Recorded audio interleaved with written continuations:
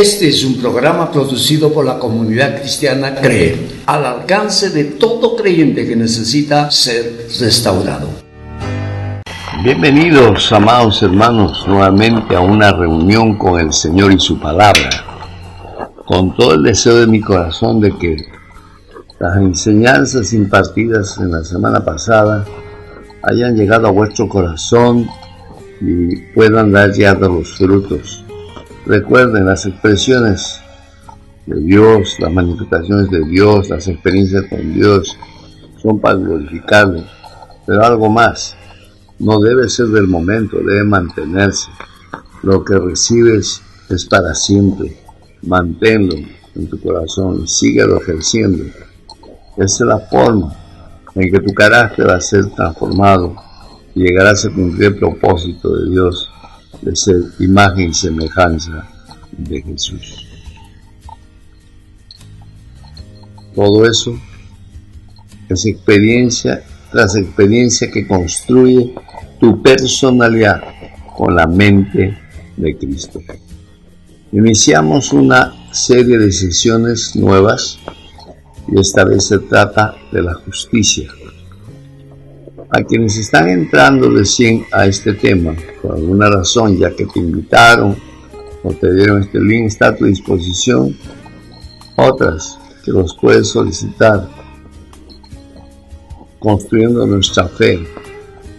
Luego hemos desarrollado la gracia y ahora estamos desarrollando la justicia, para que en ese orden tú construyas la imagen y semejanza en tu ser de aquel hombre que está sobre todo nombre, el nombre de Jesús.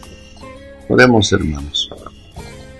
Amantísimo Dios, gracias por la oportunidad que me das de compartir con mis hermanos una vez más en tu misericordia lo que has puesto en mi corazón.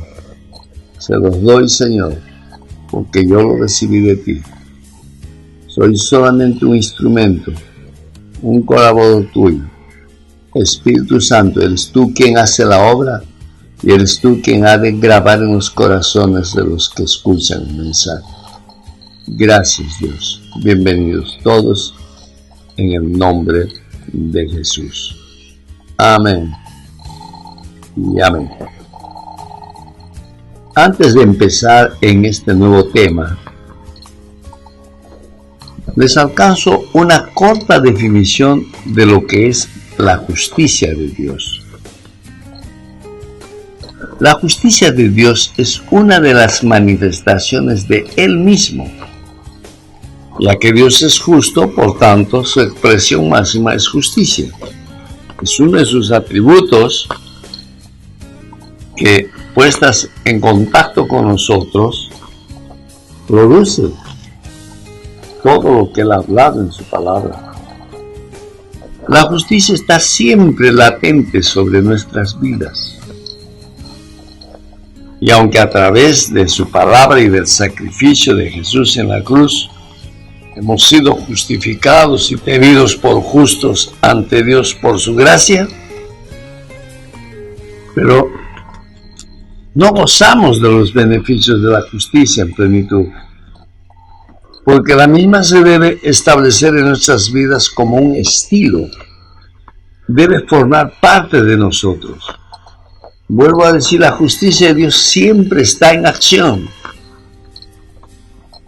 y no se ha aplicado solo el día de nuestra conversión, sino se sigue aplicando en nuestro diario trajinar todos los días. Desde que nos convertimos, predestinados a ser la imagen de Jesús. Esto es porque Adán fue creado a imagen y semejanza de Dios. Y como Dios es santo, 3 veces santo, por esa misma causa es que nosotros tenemos que seguir el proceso de la santificación. Hemos venido a Cristo con la naturaleza de pecado, con la naturaleza satánica, herencia desde Adán. Y en su propósito y en el tiempo que Él ya predestinó, nos llamó Y nosotros creímos con la fe que nos regaló por gracia. En ese instante nos justificó, nos declaró justos, y nos dio potestad de ser hechos hijos de Dios. Esa autoridad que concede a la iglesia para hacerlo, inicia el proceso de la santificación, y el texto dice nos santificó, y es más, nos glorificó. Nuestro encuentro con Jesús en su segunda venida ya está hecho. Pero para que se cumpla esa justicia en nuestra vida, tenemos que seguir el proceso de la santificación entre tanto estamos aquí en la tierra. En esa predestinación, como aquel que os llamó es santo, sed también vosotros santos en toda vuestra manera de vivir. Porque escrito está, sed santos, porque yo soy santo. Esto lo dice Pedro en su primera carta, en capítulo 1, del verso 15 al 16. Anótalo. Primera Pedro, capítulo 1, versos 15 y 16. Pedro lo entendió, Pedro lo comprobó y lo vivió, y nos exhorta a ser santos como Dios es santo. Entonces, cuando no renunciamos a las prácticas que chocan con su santidad, Dios tiene que confrontarnos con su justicia, porque también dice en su palabra, porque la paga del pecado es muerte. Eso lo dice Pablo en Romanos capítulo 6, verso 23. Y Satanás reclama su derecho sobre el pecado que ha cometido como transgresor una persona. Tú y yo lo hemos hecho constantemente, fallamos a Dios, pecamos, rompemos nuestra comunión con Dios. Él está tratando de persuadirnos de volver a su comunión. Unas veces por el mensaje de la palabra, otras por consejo de hermanos mayores, y otras veces por revelación propia y aún en sueños. Y si nosotros no volvemos a Dios en su justicia, le permite al diablo producir las consecuencias de nuestro pecado. Eso también es justicia. Que se cumpla lo que él ha dicho. Y el diablo reclama. La mayoría piensa que Dios está castigando al infractor cuando estas cosas suceden. Nos han enseñado desde niños nuestros padres que Dios castiga cuando desobedecemos. No es así. Lo que está haciendo Dios es cumplir, dar cumplimiento a su justicia, a su naturaleza. Él no soporta el pecado. Por su misericordia y su bondad espera que nos arrepintamos. Pero si no lo hacemos, las consecuencias del infractor, las consecuencias del pecado cometido tienen que manifestarse. Y para que nos demos cuenta, para que podamos volver a la comunión con Dios, también deja que el diablo ataque con todas sus fuerzas, produciendo los efectos de la ruptura de comunión. Pero Dios en su fidelidad ha provisto 1 Juan 1:9, que dice que si confesamos nuestros pecados, Él es fiel y justo para perdonar nuestro pecado y limpiarnos de toda maldad. Perdonar nuestros pecados y limpiarnos de toda maldad, porque durante el tiempo en que el diablo obró cobrando la factura de nuestro pecado, ha creado una situación de efectos colaterales que afectan no solo nuestra vida, sino de los que nos rodean. La promesa es que si nosotros confesamos nuestros pecados, Él es fiel y justo para perdonar nuestros pecados y limpiarnos de toda maldad, limpiar los efectos colaterales. Así es como tienes que tomar 1 Juan 1:9. Confesar no es solo contarle nuestros pecados, eso fue antes de conocer a Jesús.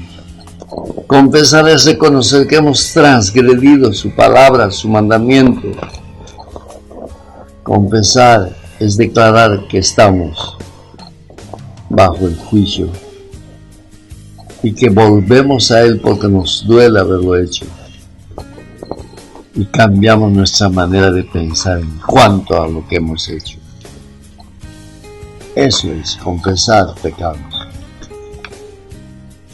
Lamentablemente en muchas iglesias, algunos cristianos se escandalizan por el juicio o por la justicia de Dios y nos miran muchas veces como incrédulos. Pero si lo contemplamos, la justicia de Dios en las Escrituras, tal como lo explicamos, nos podemos dar cuenta que además de ser importante la justicia de Dios, de este atributo divino, resulta ser necesario, ya que tiene total relación con la santidad de Dios y nos ayuda a ser como Él, que es santo. Ese es el deseo de Dios. Ese es el propósito de Dios. Y eso es restauración. Ahora entonces vamos a proponer preguntas para que respondiendo estas preguntas podamos aplicarlo a nuestras vidas entendiendo acerca de la justicia de Dios. Mi primera pregunta sería, ¿qué hizo Jesús en la cruz del Calvario? Para eso vamos a echar mano a 2 Corintios 5:21. Abre tu Biblia, anota la cita. 2 Corintios 5:21. Mira lo que dice este texto. Al que no conoció pecado, por nosotros lo hizo pecado, para que nosotros fuésemos hechos justicia de Dios en él. Esto es maravilloso. Hay una diferencia entre pecado y pecados.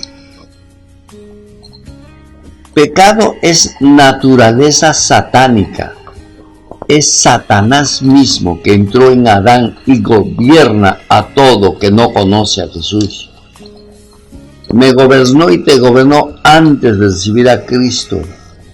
Fue el pecado entronado en nosotros. Recuerda entonces, pecado es naturaleza satánica. Es Satanás mismo. Y pecados son los actos que van contra la santidad y la palabra de Dios, que lo cometemos porque nuestra carne todavía está ahí. Y Satanás usa la tentación para convencernos y hacernos tropezar. Esos son los pecados. Así que ahora sabe lo que es pecado y lo que es pecados. Y el texto dice que al que no conoció pecado, Jesús nació como hombre sin pecado. Fue engendrado por el Espíritu Santo en el útero de la Virgen María. Él no conoció pecado como nosotros por herencia, porque no fue engendrado por semen humano, sino por el Espíritu Santo de Dios. Tuvo que hacerse hombre, pero dice, al no haber conocido pecado, por nosotros lo hizo pecado. Eso es lo que hizo Dios. Lo hizo pecado quiere decir que la naturaleza satánica entró en Jesús en la cruz del Calvario para que nosotros fuésemos hechos justicia de Dios en Él por creer en esa muerte y en el derramamiento de su sangre a favor nuestro. Cuando recibes a Jesús como tu Salvador, Dios perdonó todos tus pecados desde el día que tuviste razón. Cuando transgredes y arrepentido confiesas tu pecado, Dios te perdona tus pecados cometidos y te limpia de toda maldad. Así que esta cita lo que dice es que Jesús se hizo pecado por nosotros, para que entremos en la justicia de Dios y seamos vistos en Cristo santos, justos delante de Él. Es difícil de entender. Ahora que lo entiendo, oro para que el Espíritu Santo te ayude y lo entiendas. Porque si entiendes esto, Satanás perdió totalmente. No podrá usar más su naturaleza y llevarte a transgredir. Si entiendes esto, cada día anhelarás ser como Jesús. Cuando Jesús estuvo agonizando en la cruz, dijo sus últimas palabras: todo está consumado. Él había cumplido la justicia de Dios en todas sus demandas profetizadas en el Antiguo Testamento. Él las cumplió totalmente, cumplió la ley totalmente, por tanto, Él era justo con derecho. Su última palabra: Padre, en tus manos encomiendo mi espíritu. En ese momento Satanás entró en ese cuerpo, en el cuerpo de Jesús, magullado, deshecho, molido por nuestros pecados en la cruz del Calvario. Ahí entró y quedó atrapado. Por eso dice Colosenses 2:15, anota esta cita, Colosenses 2:15, despojando a los principados y a las potestades, lo exhibió públicamente, triunfando sobre ellos en la cruz. Principados y potestades, toda la organización diabólica quedó avergonzada en la cruz del Calvario.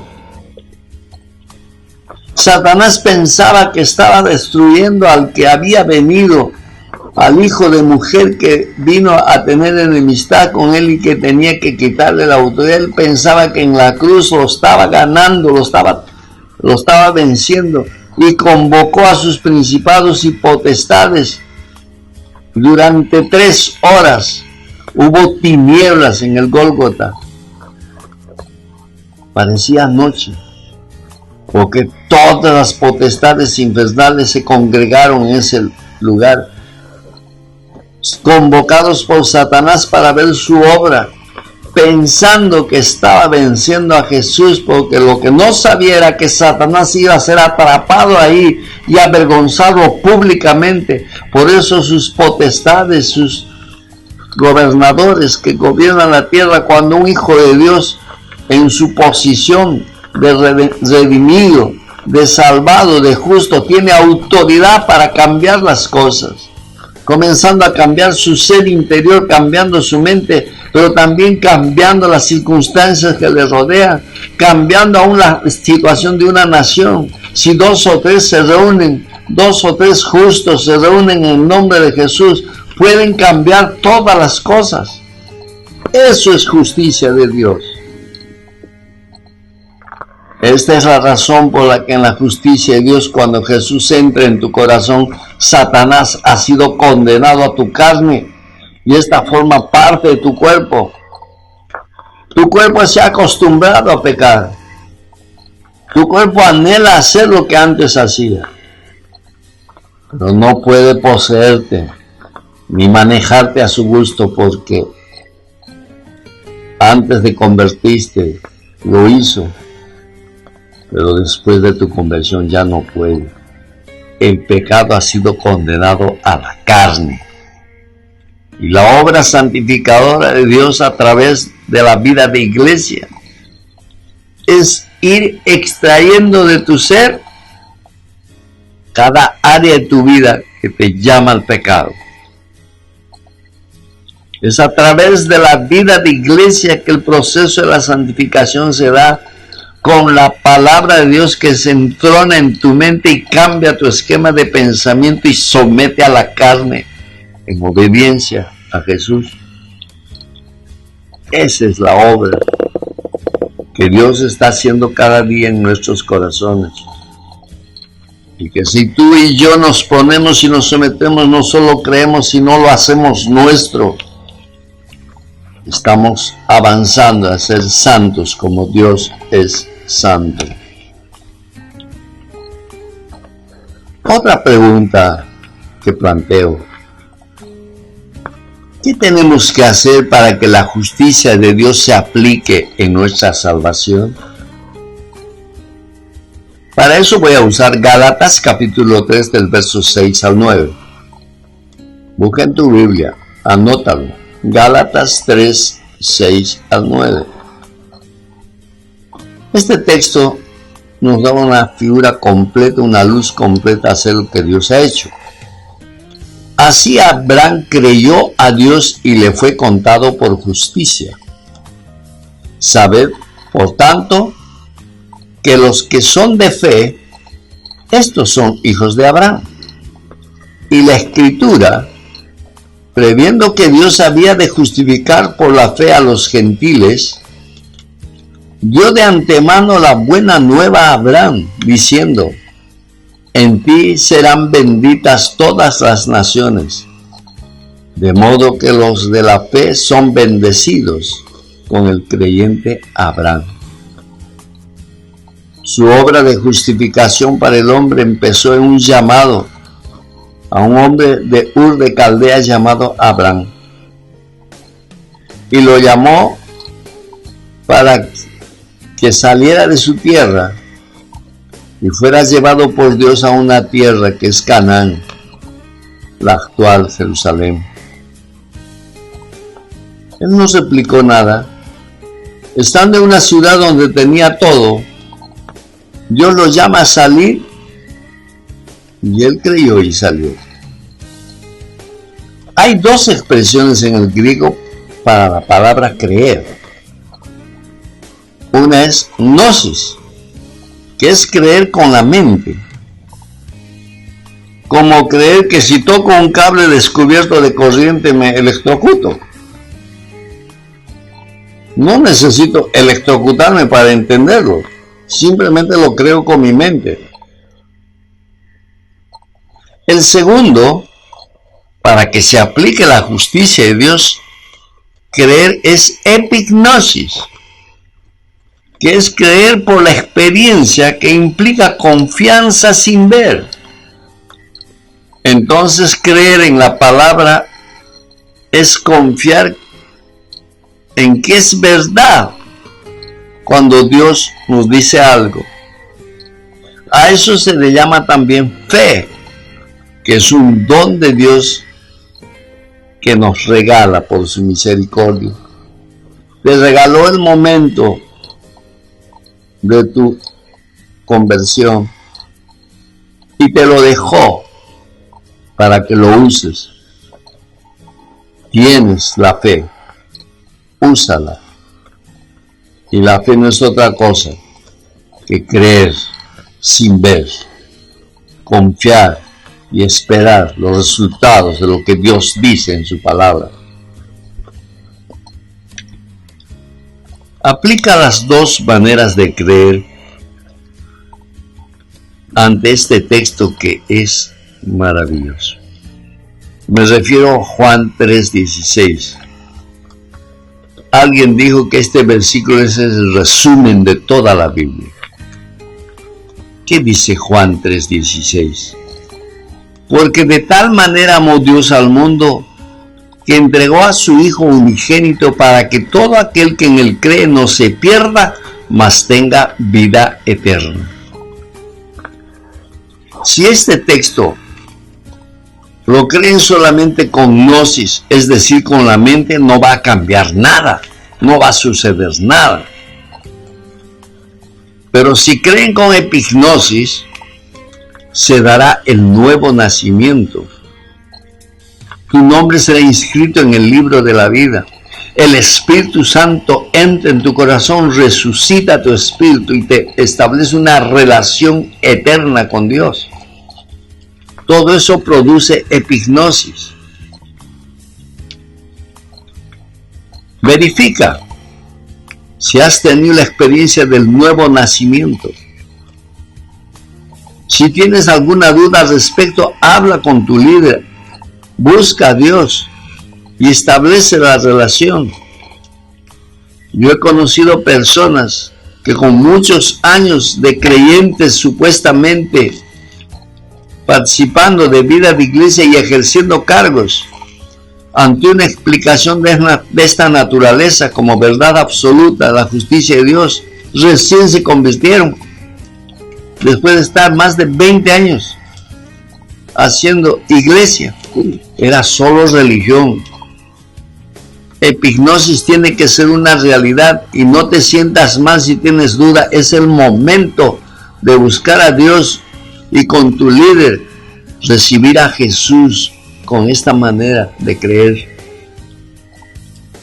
Y cuando evangelices, cuando quieras hablar de Jesús buscando la salvación de alguien, hazlo orando porque la misericordia de Dios se manifieste, regalándole la fe para que crea en epignosis lo que tú le hablas. Entonces vas a ver una conversión genuina. Y tu prospecto experimentará el gozo y la paz de la justicia de Dios por el perdón de sus pecados. Se sentirá como libre que no le debe nada a Dios, habrá gozo y alegría. Por tanto, su nombre se ha inscrito en el libro de la vida. Esa es la realidad de una conversión genuina. Hasta aquí vamos entendiendo entonces acerca de la justicia en tu conversión. Pero hago otra pregunta. ¿Cuál es el paso siguiente en la justicia de Dios? Para responder esta pregunta, abre tu Biblia en 1 Corintios 1, versos 30 a 31. Primera carta del apóstol Pablo a los Corintios, capítulo 1, versículos 30 y 31. Dice esta cita: mas por él estáis vosotros en Cristo Jesús, el cual nos ha sido hecho por Dios sabiduría, justificación, santificación y redención, para que, como está escrito, el que se gloría, gloríese en el Señor. Cuando te conviertes, Jesús viene a tu corazón y resucita tu espíritu. Ese espíritu estaba muerto por causa del pecado. Por eso no podías tener comunión con Dios ni entender las cosas de Dios. Pero cuando encuentres en la Biblia la expresión en Cristo Jesús, se refiere a tu persona injertada en su iglesia, la cual se hace realidad mediante el bautismo en agua. Y cuando te bautizas en agua y te injerta, te conviertes en un miembro del cuerpo de Cristo. Jesús está sentado a la derecha del Padre, pero la iglesia es el cuerpo de Cristo. Por tanto, todo lo que hagas en el nombre de Jesús y sometes bajo los pies de Cristo es en la tierra. Cristo es como la escalera que vio Jacob allá en Betel, que unía la tierra con el cielo. La iglesia es eso. La iglesia es el cuerpo de Cristo, cuya cabeza Jesús está en el cielo, cuyo cuerpo somos nosotros dirigidos por esa cabeza, y todos nuestros pecados y Satanás y todas las obras diabólicas están bajo los pies de Jesús, o sea que están bajo nuestros pies. Eso es en Cristo Jesús. Tu posición como miembro del cuerpo de Cristo aquí en la tierra. Así que es en la vida de iglesia, en tus reuniones celulares, donde se irá manifestando el proceso. Analicemos el proceso. Dice que adquieres sabiduría. Adquieres sabiduría, es decir, viene la mente de Cristo que se desarrolla en la medida que creces en el conocimiento de la palabra. Cuando meditas en la palabra, con la mente de Cristo, no solo entiendes la palabra, sino lo haces tuyo, lo tomas. Para eso tienes tu tiempo devocional. No descuides tu tiempo devocional todos los días. Usa nuestro devocional que está en la red. Usa los libros devocionales que en la célula los tienes a tu disposición. Y si no lo tuvieras y alguien nos está escuchando por la red, lee un capítulo de la Biblia. Empieza por el Evangelio de Juan. Un capítulo todos los días, medita en él y arranca, saca para ti lo que dice. Y dile a Dios que lo haga realidad. Encomienda la gestión de cada día en sus manos para que la gracia y la fe operen y la justicia de Dios se manifieste cada día. El Espíritu Santo es el que hace realidad todo esto cuando oras en el nombre de Jesús. Esa sabiduría te va a hacer conducir a la manera de Jesús. Con la sabiduría de Jesús, los errores se alejarán y cada vez harás las cosas como Jesús lo hizo. Lo segundo es justificación. Empieza declarándote justo cuando te conviertes. También te declara justo cuando tú confiesas tus pecados al haber transgredido el mandato y la palabra de Dios. Te declara justo,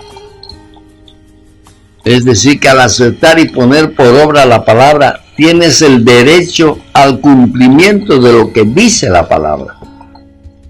Mírate como justo y verás la palabra hecha realidad.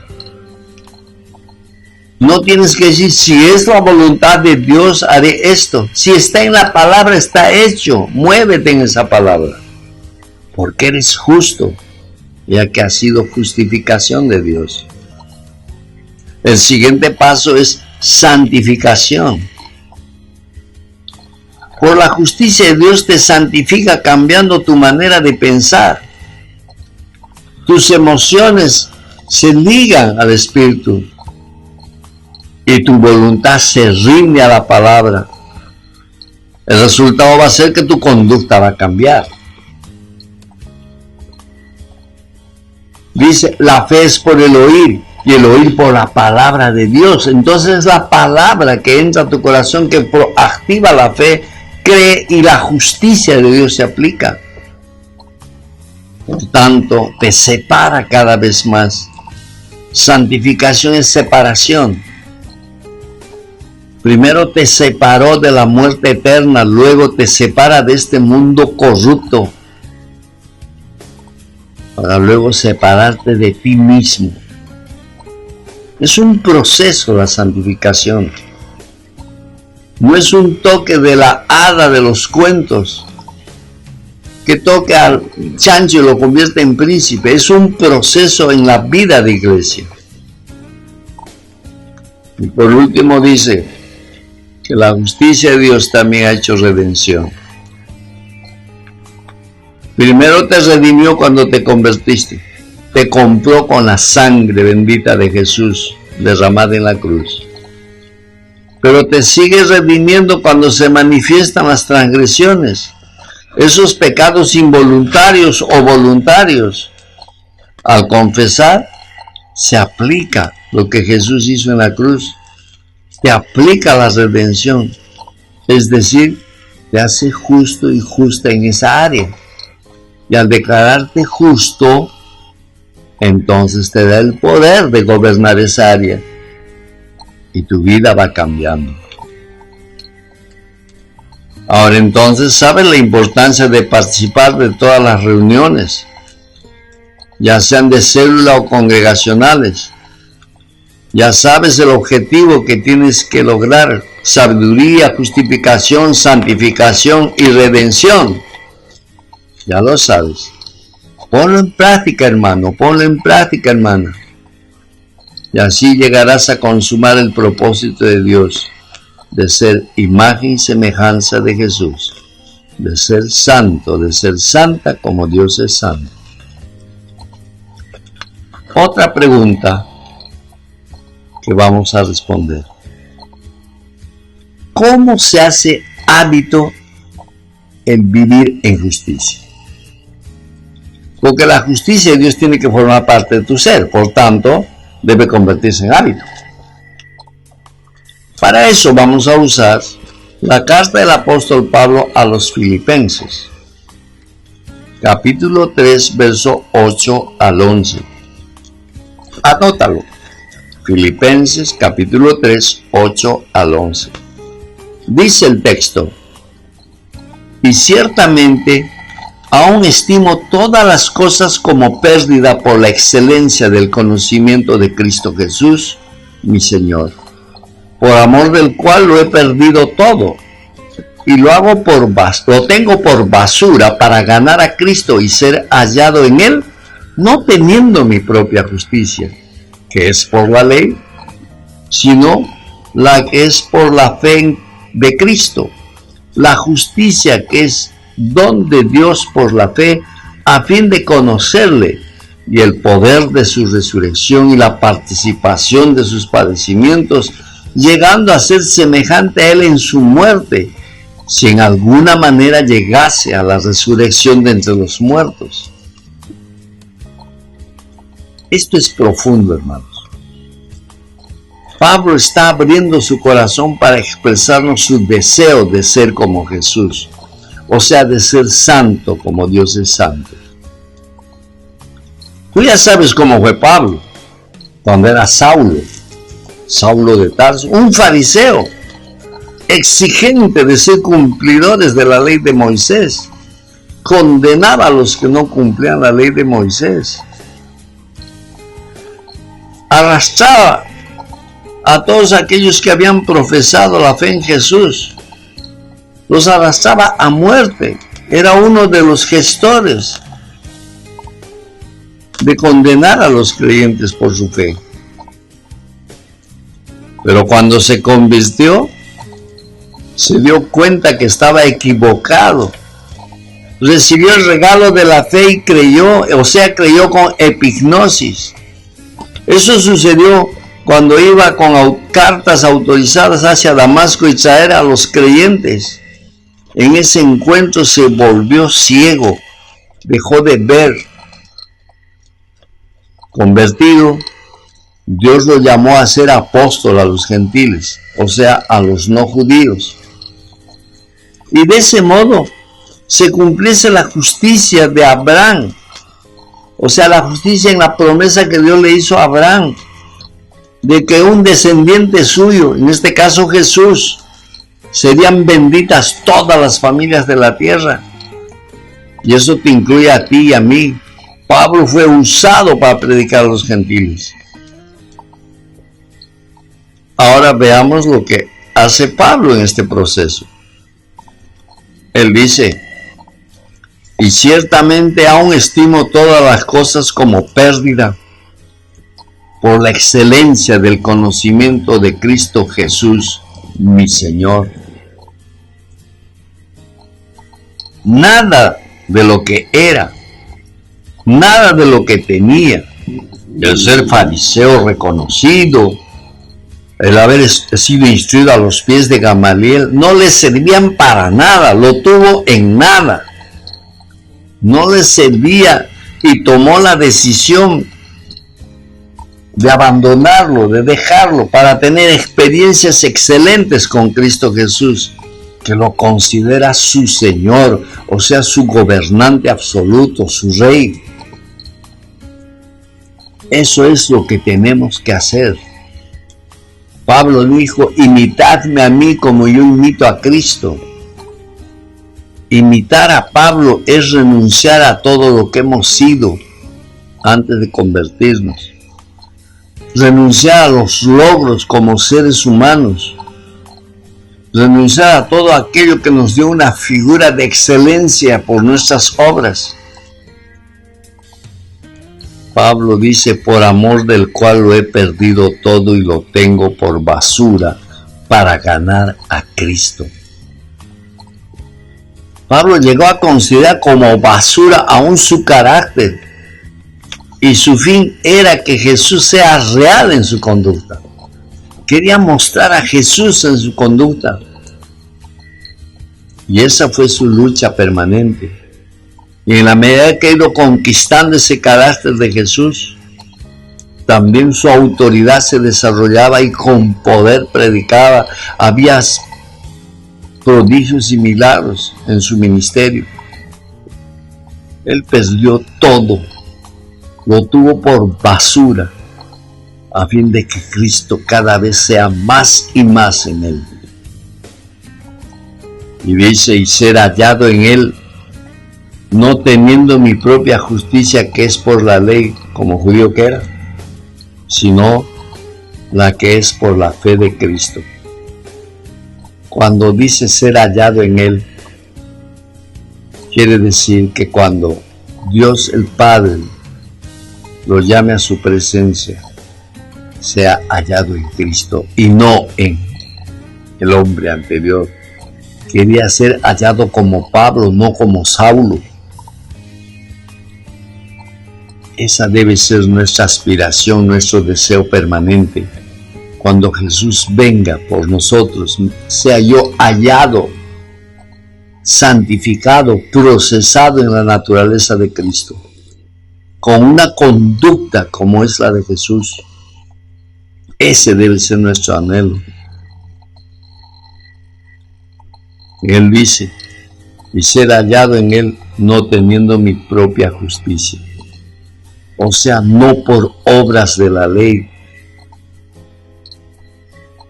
Considera que sería su propia justicia si lo fuera por la ley, porque sería el producto de su esfuerzo.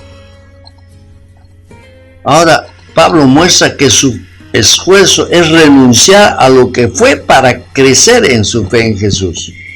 Eso es lo que nosotros tenemos que hacer también.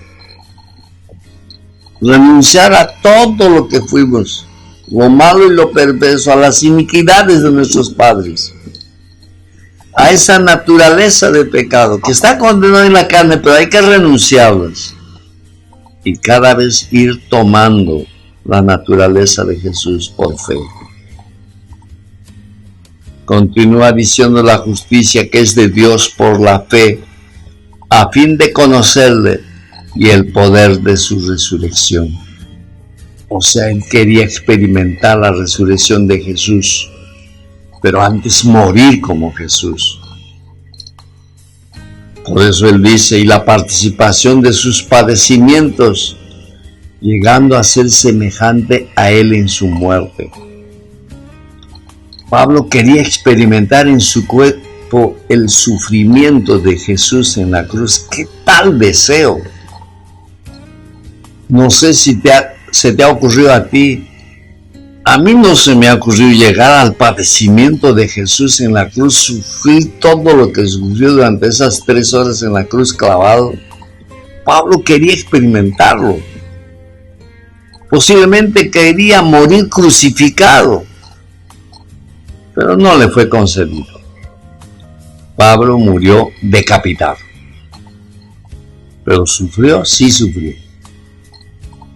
No como Jesús, pero sufrió en su carne agravios, ofensas, golpes, cárceles, pero nunca renunció a su ministerio. Aun estando preso, escribió cartas maravillosas a la iglesia. Enviaba a sus discípulos a continuar la obra. Exhortaba a los hermanos de las diversas iglesias que visitó, exhortaba a mantenerse en la fe. Y aún las iglesias que él no fundó, pero que por noticias llegó y eran fundados por discípulos, él oraba y clamaba para que lo que él ha experimentado también ellos lo experimenten. Él dice, si en alguna manera llegase a la resurrección de entre los muertos. Vamos a aclarar esto. No es que Pablo dudaba de su salvación a ver si es posible que resuciten. No, no se trata de eso, sino que anhelaba la resurrección de entre los muertos cuando Jesús venga por segunda vez para ver la obra gloriosa de Dios en su vida y ver al diablo en el lugar que le corresponde, derrotado totalmente.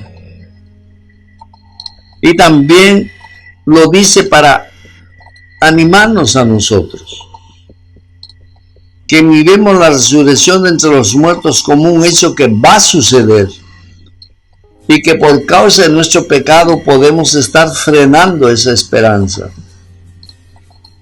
Nos anima a que veamos la resurrección de Jesús en nuestras vidas. Esta declaración es importante, porque esa debe ser nuestra expectativa. Para eso, debes estar seguro, debes estar segura que vas a resucitar. Jesús viene por los suyos, es decir, por los que son su imagen y semejanza, para estar juntos por toda la eternidad. Él no viene por congregaciones, por nombres, por denominaciones. Él viene por los que son suyos, por los que tienen inscritos sus nombres en el libro de la vida. Por aquellos que siguiendo su palabra, amándole a Él, cumpliendo su palabra, sean presentados al Padre en justicia y estar toda la eternidad juntos. Por eso esta declaración importante: esperar la resurrección de entre los muertos. ¿Han aprendido algo? Yo estoy sumamente contento, tengo testimonio del Espíritu Santo que he sido claro, sencillo, que han entendido. Y si no hubieses entendido el todo, en tu celular vuelve a escuchar el mensaje, revisa las citas bíblicas, confróntate a tu realidad. Así que te voy a dar algunas conclusiones prácticas de todo este pasaje. Primero, Satanás ya no tiene control de tu vida, porque Jesús lo atrapó en la cruz y lo condenó a la carne. Segundo, lo que tenemos que hacer es creer con epignosis, o sea, experimentar a Jesús en tu vida diaria. En cada situación que vivas, vive Jesús. Tercero, tienes que hacer vida de iglesia.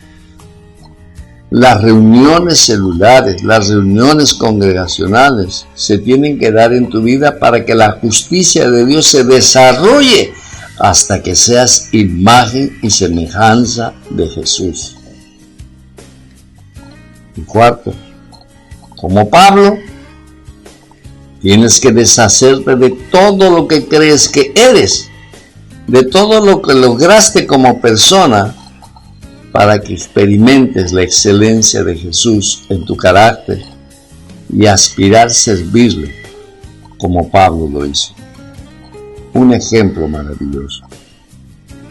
Oremos porque estas conclusiones y muchas más que puedas sacar en tu meditación se hagan realidad en tu vida. Gracias, Padre Celestial, por este mensaje que me has permitido por tu gracia transmitirlo a mis hermanos. Aplica tu justicia conforme lo creen. Hazlo realidad en sus vidas.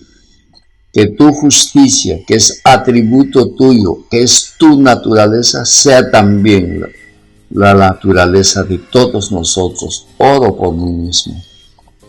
Que cada día, como Pablo, renunciemos a todo aquello que perjudica nuestro crecimiento espiritual y, aunque duela, renunciar y poner tu palabra por encima de nuestra manera de pensar.